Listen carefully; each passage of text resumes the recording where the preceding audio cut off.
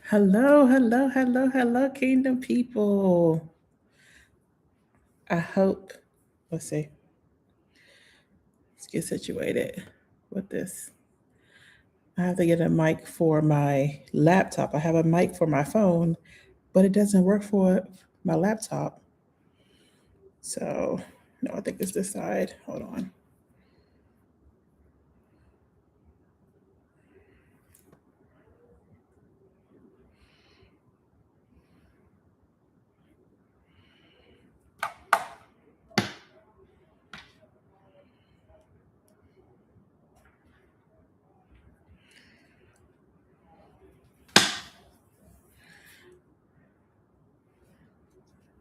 There's a side that you talk on, and I want to make sure that I'm speaking into the right side. Okay. So today, um, no, let's start over. Hello, Kingdom people. It is Miss Taisha, and today is the video that I promised you guys. 2 weeks ago, when I did my video where I was answering questions or addressing reasons why people haven't started their childcare business. So today, I am going to tell y'all the story about my first childcare business. I talked about it in that video, um, and how I went through the failure and all those things. So today I'm going to tell y'all all about it. I'm going to tell you all about my first childcare business. Okay. So y'all know I just recently locked my hair too, and I just today was able to put water on my hair. So it's a little, you know, it might get a little untamed because it's I put water in it today. So we're gonna get through that. So let's take it back to I was um let's make sure I'm in the right microphone. Hold on. Is it this side? Hello, hello, hello. Nope, I think it's this side. Because it would not be great if I record this whole video only to have no volume. I don't think that would be good at all. So I'm going to do the best that I can, and I will get a new microphone um, by the next time I do a video. It's something. Hello, hello, hello, hello. It's not working on that one. I think it is this one. Sorry, y'all. Hello. Yes, I think it's this one. Okay. So let's take it back to I was 19 years old, and I had the craziest, deepest passion to work with children. Okay. And for some reason, um, my mom agreed to let me start my childcare business in our condo. Okay. She agreed to let me do it, and I was excited about it. And so, just so you know, our condo was like larger than the average condo. It had a family room. So I started it in the family room, and it was the size of, think of like a small bedroom, right? It was the size of like a small bedroom. It had a window, um, and it had a a wall window, like just like this, like the window went for the whole length of the wall. Okay. And it was a good size starting out. It was tight, but it was a good size. So um, my pastor at the time got wind, and I don't know how, but he got wind of the fact that I was starting my daycare. Either he asked me and I told him, I can't really remember. But him and I were pretty close at the time. And so I likely told him that I was, what I wanted to do was start to do childcare in my mom's condo. So he was like crazy excited about it. He was so excited about me doing this. And he said, "Oh, I'm going to announce it in front of the church." And I was like, okay, great, wonderful, give me some clients, right? So he announces it in front of the church, and I all of a sudden had all of these people that was interested. Now, let me also say this.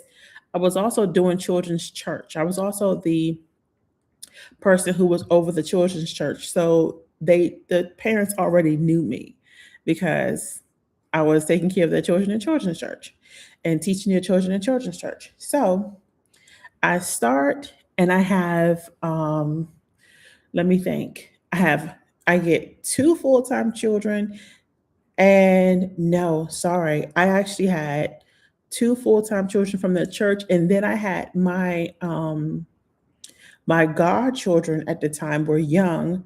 And so I had the youngest one, the oldest one, I believe she was in kindergarten, and I had the youngest one. So I started with three full-time children from zero. Okay. So I'm like on a high. Okay. 19 years old, three full-time children.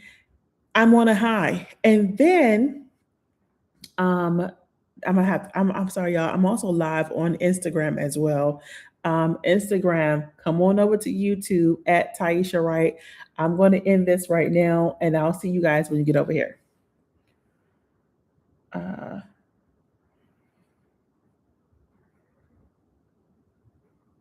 okay. Um, so where was I at? So let me think. Where was I at? What was I saying? Okay. Okay. So that was at my current church, and then the word gets around to my old church, the church that I grew up in. My mother was still attending that church, and we were still really close with the congregation there and the pastor and everybody. So then the word gets over to them as well. And next thing you know, I get more children and I get this time I'm getting families who are like part-time because a lot of them over there, like they were like homeschooling, or either they had older children and they wanted some place for the younger children to go like part-time. So then I was getting part-timers, right? So then at my mom's condo, it gets tight. It gets to be a lot because, childcare is all the time. You have their stuff and you have all these things. And then I get an opportunity where the my pastor at the time had a house that he was renting out. And he came to me with the option to rent out his house for childcare purposes. Now, someone that we knew had rented his house out previously for the same exact reason to do childcare in. So they had moved. And so he was coming to ask me if I wanted to rent out his place. And I was like, yes, hello. Yeah, absolutely. So we were going forth with that. So I moved from my mom's condo into this single family home, first living on my own for the first time because I was also living there as well. First time doing a business. Now I cannot remember how long I was in my mom's condo. I can't really remember, but I don't think it was that long. I don't know, maybe 6 months or less. I can't really remember. It may have been less than 6 months.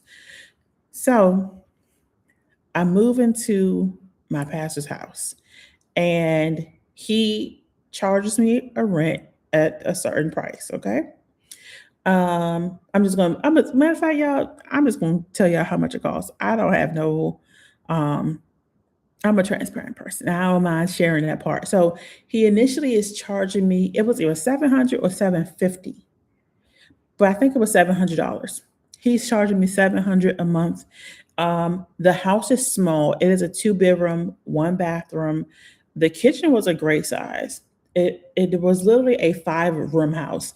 It had the living room, the bathroom, the kitchen, two bedrooms. Okay. It was small, but it was a good size for me. It's just me. And I'm sorry, not my daycare. Okay.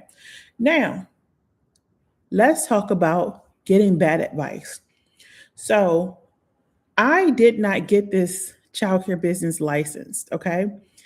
I was very apprehensive with licensing because the person that I was getting counsel from was telling me of how hard it is to get licensed. You have to get the approval of all your neighbors and all these things that I'm believing them. And I am believing that it's so difficult because this person was trying to get licensed for a long time and she never got licensed. So I'm thinking, like, oh my gosh, it's so hard. It's really that difficult. Like I just had this idea that it was so hard to get licensed. So I kind of looked into the process and I was looking into it, but I was like listening to this person at the same time. So I gave more credit to what they were saying versus really looking into it for myself. And listening to them made me not want to get licensed, right? But also because I was getting families. So getting licensed, I was like, well, listen, I already got a full roster. Like, what do I need to get licensed for at this time? And I also was saying, okay, I'm gonna run it as if it's a licensed program. I was upfront with all of my parents that it was not licensed. Um, I was upfront. It was in my policy, it was in my paperwork, all the things, and everybody was fine. So I kept it moving. So mind you, by this time I'm probably like 20, and I have a full full daycare. And so then I hired like teenagers to come and help me, and then I started doing like school pickups and stuff. And I am doing great. Parents love me, the children love me. We are having a good time. And like I said, my program stayed full. Then I started getting into the business, the weeds of the business, and I'm realizing parents are paying when they want to pay. They're late, at drop off, and it's just a whole lot of things happening that happens in business. So then I started. Was like, okay, I need to have policies, right? I did not, to my recollection, I don't think I had a contract with parents problem. So I don't think I had a contract with the parents. I had a payment contract, I believe, like a contract that states how much they were supposed to pay. And when. Also, I did have okay, but I didn't have a something where they signed like policies and stuff. I just gave them my policies, and I didn't have a contract for them to sign an agreement to the policies or anything like that. But I did have a contract stating how much they pay and when they were paying. Okay, so time goes on and things start getting sketchy where people are not paying on time. They're still bringing their children every single day and no one is paying. I had parents who were not, the mom and dad are not together. And then I would have situations where the mom is like, well, he's responsible for paying because it's in our child support agreement. But I'm like, but my contract is with you. So she's telling me to contact him and he ain't calling me back, but my contract is with her. And it was some of that going on. And I'm getting frustrated. I'm getting frustrated because of course this is impacting paying bills. And I had a family that just stopped coming. Okay. I don't know. They just stopped coming. I don't know what happened to them. They just fell off the face of the earth. When I tell you, they stopped coming. And I got that parent from a referral from a family member. Now I talked to the family member, like, have you heard from her? And then coming to find out she had stopped coming to work. So I'm like, I don't know what happened to the lady. Then I had a neighbor across the street who was bringing her daughter, and one day she just stopped coming. Like just stopped coming. I, sent out notices that she was payment for due date and all that stuff, and nobody cared at all to pay anything. So by this time, I'm probably at like um, maybe over a year open, but almost a year at that house. And so um, no one was paying. Like I had for different reasons, everyone at the same time stopped paying except for one family.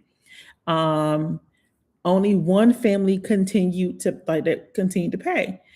But then that family that I did have that was still paying, they moved. And so um they were moving, and what they were moving was way far from where I lived at. So then now they're gone.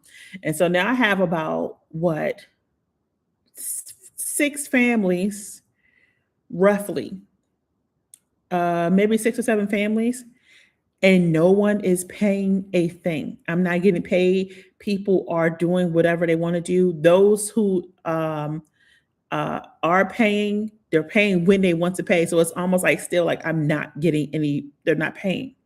So I was like, okay, I'm going to have to change my policies or make some stronger, stricter policies.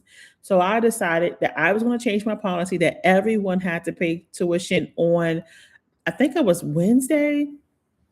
That tuition will be due on Wednesdays. At this time, before I had put in this policy, I was allowing them to choose their day to pay as long as it was how would I say? No. Yeah, so I was allowing them to choose their day to pay. So if they wanted to pay on Tuesdays, they will pay on Tuesday. If they wanted to pay on Wednesday, Friday, whatever the day was, I was letting them pay. And so at this point, I'm like, we're not doing that no more. Everyone's going to pay on the same day. And I think the day I chose was Wednesday. So then I put that policy in place. And now this time, I did have it so that they had to sign the paper stating that they saw the policy, they agree with it. And I'm gonna be honest with y'all. I was like, if y'all don't sign this, you're gonna have to unenroll. It is what it is. Now I'm thinking, there's no way they're gonna leave me. I'm the best things in sliced bread. They're not leaving.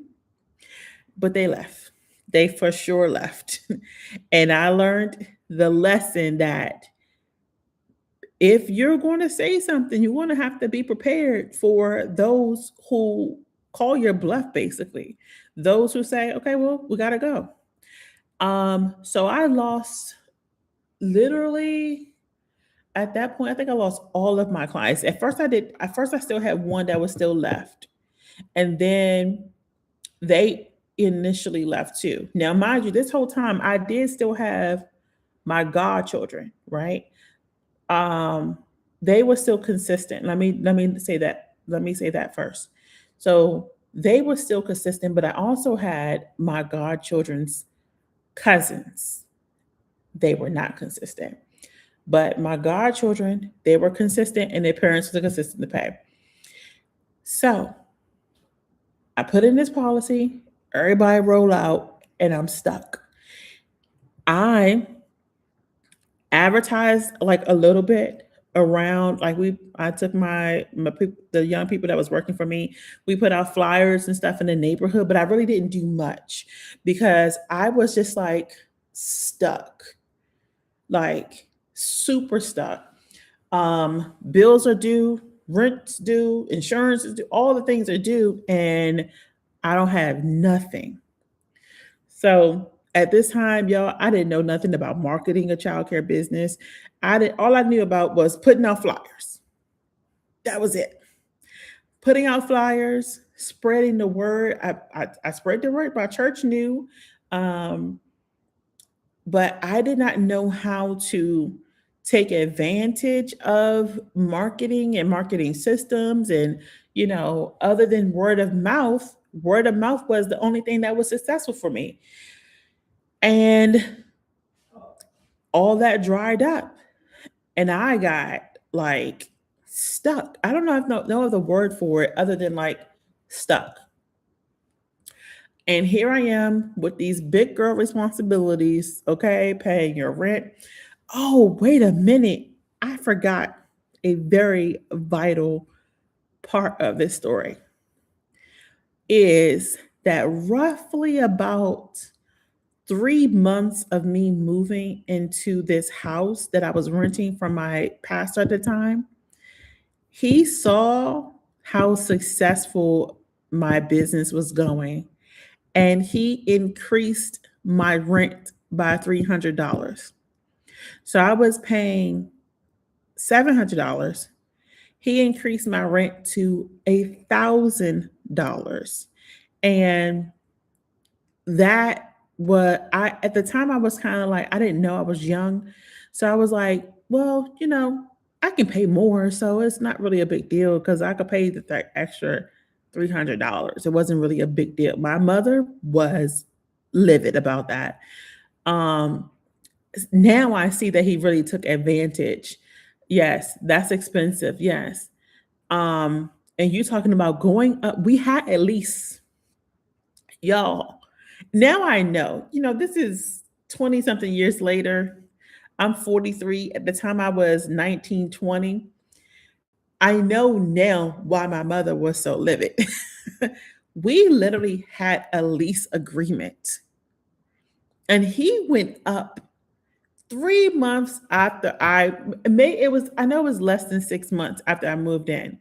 He went up $300 and we had a lease. But in my 20-year-old mind, I'm thinking, well, I have the money. It's not that big of a deal. I have the money. I'm going to pay them whatever because I also had a very good relationship with them and I couldn't think of them taking advantage of me. Like we had such a great relationship. I mean, like, he told the church about my business and that's how I got my first clients. Like at the time I did not see, I kind of knew it was like, yeah, that's not, I mean, that's not I don't know why he would do that. But I kind of went on like, well, I got the money. Let's keep it moving. Um, so these early years, the lessons for me was learning that people will use you. They will see what God has put in you, and they will use it for their good. They will use it for benefiting them, and they will make it seem as if they are helping you, and they're not.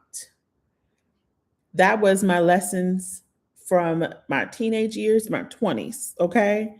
These people who want to position themselves as mentors in your life, like they're helping you to do something, and they're really wasting your time. They're wasting your youth. They're wasting your gift. Stay away from them. Okay. So that happened.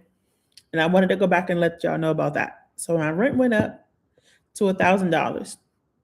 So at first, one family that I had, their monthly tuition took care of my rent, right? But when he went up, I needed more than one family to take care of that monthly rent. So when my enrollment went down and I only had my one family, which was my godchildren's family, I needed more than their tuition to cover the rent, right? So I was so stuck. I didn't know what to do, left, right, up, down. Like I said, I knew nothing about advertising and marketing and getting out there and knowing that you have to always market your business.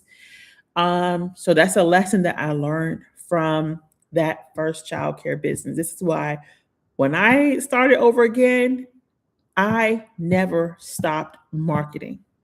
I kept a waiting list. I never stopped marking. I kept a waiting list. So at that time, so now I'm stuck, and then I make a decision to close my business because I'm like, I don't see how I can get out of this. Like I don't see how I can get out of this.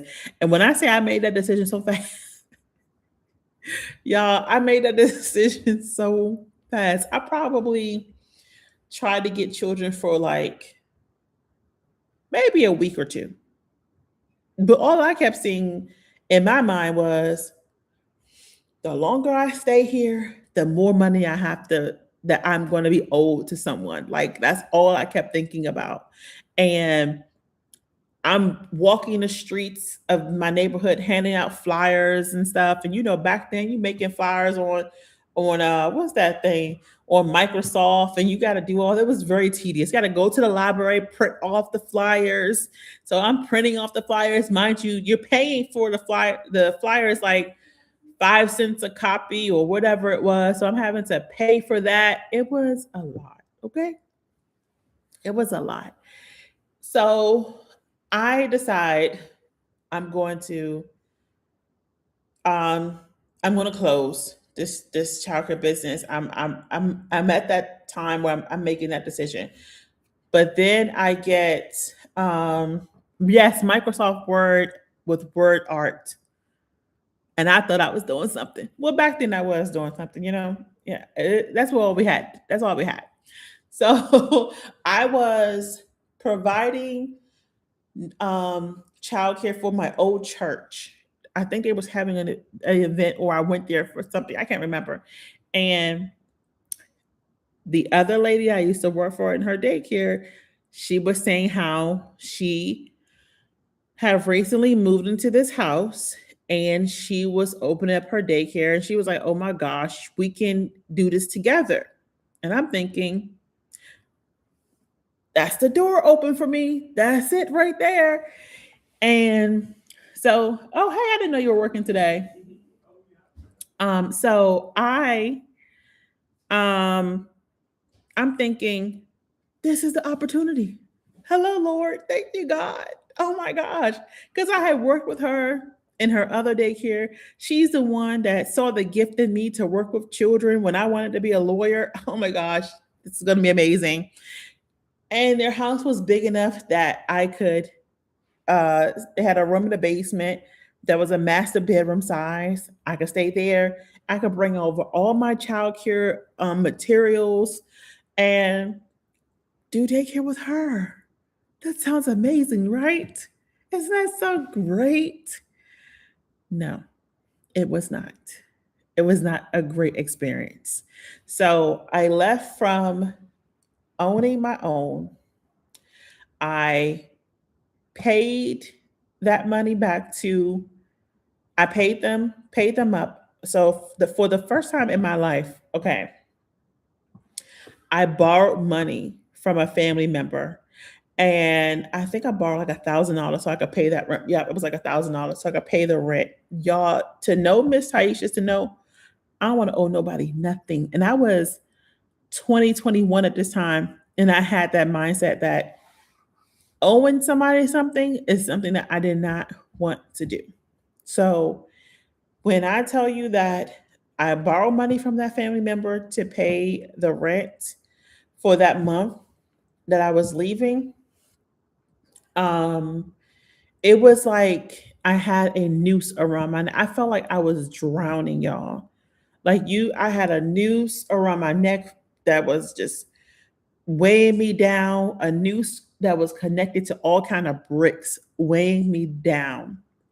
And I just felt hopeless. I felt like I had failed.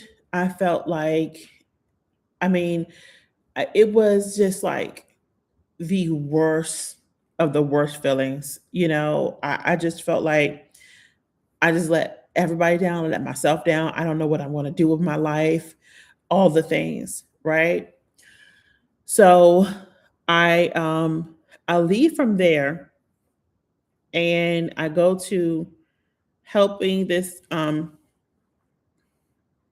this person that had they called a friend, but this person from my old church. And Do you know how the now with the saxophones, baby? The saxophones was getting louder and louder. It was getting worse and worse. Okay. Um, I'm just gonna leave this story, this part of my story here, and I'm just gonna say that they never got up and running. Their childcare business never got up and running. Um, this is the person who I at the time was listening to that was telling me how hard it is to get licensed. And I was believing all of their lies that they believed. I was believing that something was harder. And this person, I went to go work with them, and it did not turn out great at all. It didn't turn out great at all. I actually ended up stopped working for them and getting a job. Okay, I got a couple of jobs. I was working at what did I go work at? I started working at Safeway. To know me is to know that was the worst job of my whole life. But I went there, I got a job at Safeway Bakery, then I got a job at the clothing store across the street, and I started working. Um and then from there, somehow, I don't oh, that's what happened. So also at my church, the same pastor, he tells me, "Hey, so and so has a daycare and they are looking for help. Would you be interested?" I said, "Okay." I went, met the lady, liked the lady, and she ended up hiring me. So she hires me, and I will say this, she was the first person that I thought, let me say this. No. She was the first person that taught me the business side of childcare. Along with the passion, she taught me I had the passion already. I had some know-how. She liked the fact that I did run my own daycare for a while, but she taught me the real business side. So I did learn some stuff from her, but that still didn't go well. That still didn't go well because again, I was used, I was used, someone else furthered, and my progress was set back. So I work for this lady and I'm like, oh my gosh, I love her so much. Like she's the big sister I always wanted. No, let me not say that because I do have big sisters, but she's the big sister in childcare that I always wanted. Like she was teaching me so much stuff and she was funny. I loved her family, her children, all the things. Like we used to do things on the weekend together, and I thought that I had found a really good mentor, like a really good mentor. So she gets an opportunity that she's thinking that to move in her family to another state. So I'm like, oh man, I'm about to be out of a job because she's going to move. And she brings me the idea. She was like, I know that you were thinking one day of opening up your daycare. Like, are you ready? Would you want to buy my business? And I was like, girl, you know what you pay me. You know what you paid me. I can't afford to buy your business. Okay. And I was like, well, if she was willing to take monthly payments, and she'd be like, no, I don't want to do that. But my thing is, but you know how much you pay me. You know how much you pay me. Why would you offer to sell me your business? So then that idea fell to the ground. And then she offered, they couldn't, okay, with them trying to move and do all the things there, they couldn't do what needed to be done to sell their house, right? So she asked me if I wanted to rent her house.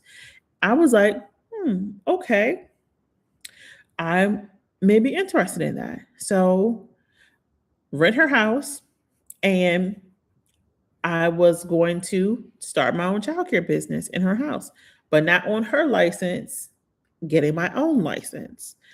Um, Even though she could have allowed me to be on her license, but she did not. That's another situation.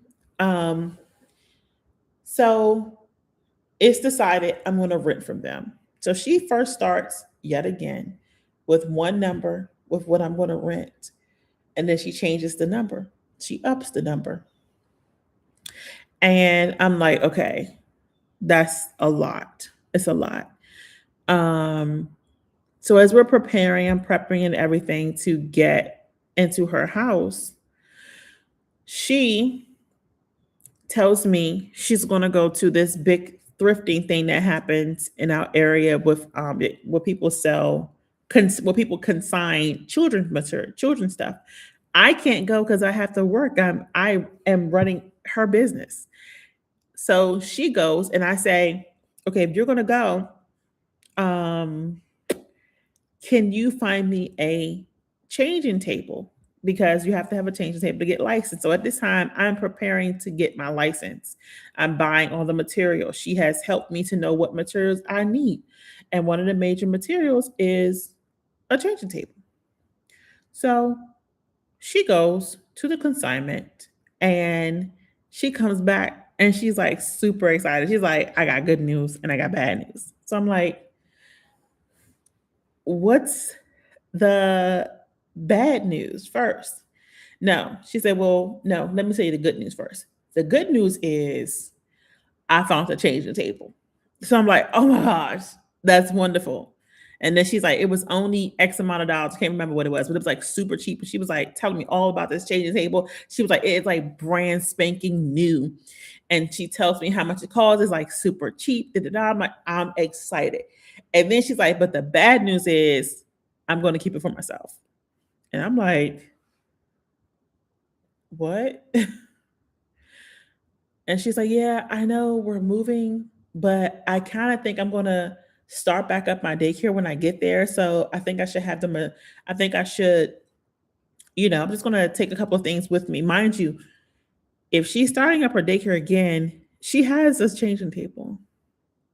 She has a changing table that she can use, her own changing table already. So you just took the one the one that I was supposed to get, and you just decided to keep it for yourself. So that's the way that went. And like I said, the beginning half of my story is about learning who to listen to. The beginning half, exactly. The beginning half of the story of my life is me learning how to steward my gift, me learning how to steward knowing who to trust and knowing who um to help. Because as you hear my story, I was willing to help anybody.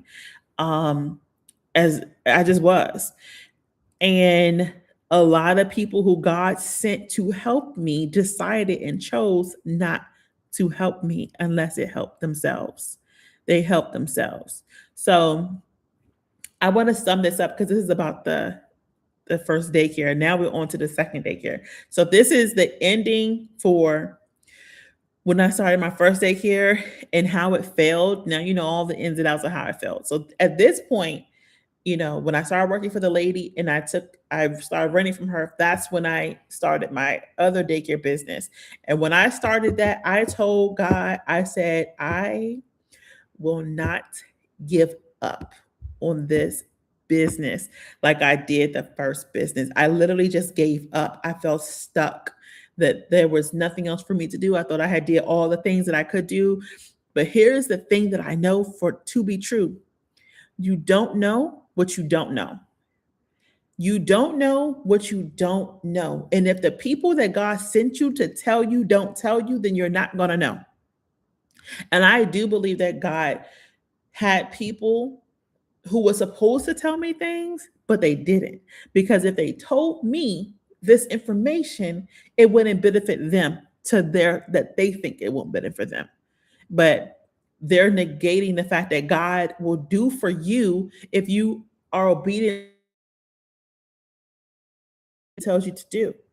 So it worked for them to have me working for them because I was running the lady who I worked for before. I ran her daycare. The lady who I ended up working for after my daycare closed, I ran her daycare. So me learning to do things on my own and getting my own footing and them helping me through didn't benefit them directly. They didn't think it benefited them. So that's the first half. That was my first childcare business. Uh, Lots of lessons learned, lots of mistakes made, Lots of lessons learned and lots of mistakes made. Don't do what I did. Listen to me now as I teach you and tell you so that you don't do what I did. This is why I tell people you got to have contracts. How do I know to have contracts? Because I didn't have no contracts like that. Like, you have to have these things in order. You have to have policies. You don't make policies, decisions, and changes in your business without taking into account the impact it's going to have on families. If you make a policy, you got to be ready for people to leave. You have to be ready for people to leave.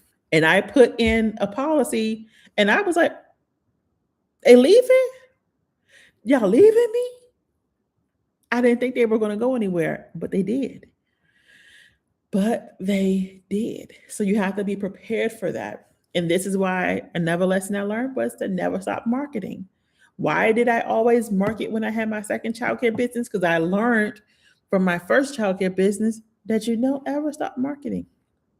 Even if you have a word of mouth, which is a great means of marketing, that should not be your only means of marketing. So you have to invest in marketing your business, advertising your business. There are so many lessons. But thank you for joining me. I pray that you learn from my life, learn from the things I went through. I will see you guys again next week. Bye bye. Okay. And that's